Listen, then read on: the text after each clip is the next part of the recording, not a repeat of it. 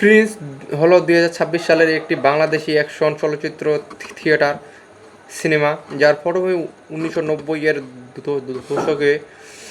সিনেমাটি মূলত অপরাধ, ভালোবাসা, ক্ষমতার দ্বন্দ্ব এবং পারিবারিক আবেগকে কেন্দ্র করে গড়ে উঠেছে।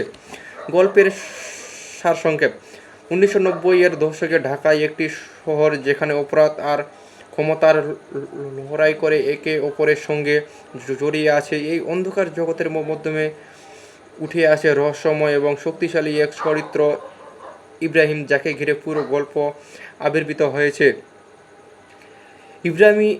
ইব্রাহিমের জীবন সহজ নয়। শহরের অপরাধ জগৎ, রাজনৈতিক এবং প্রভাবশালী গোষ্ঠী এবং বিভিন্ন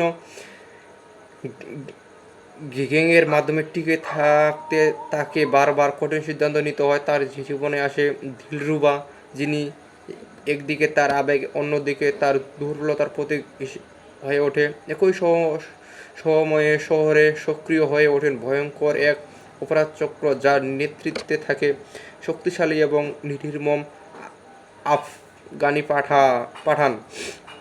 এই গ্যাংয়ের সঙ্গে ইব্রাহিমের সংঘাত ধীরে ধীরে ব্যক্তিগত প্রতিশোধ এবং ক্ষমতার লড়াইয়ের রূপ নেয়।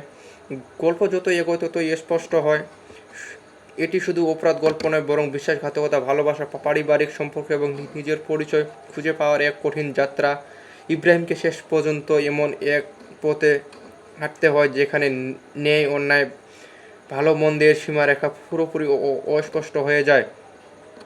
এই চলচ্চিত্রে মূলত দেখায় কীভাবে একটি শহরের অন্ধকার জগতে একজন মানুষের নিজের পরিচয়, ভালোবাসা এবং অন্যায়ের জন্য লড়াই করে যায় এবং সেই লড়াই তাকে কোথায় নিয়ে যায়।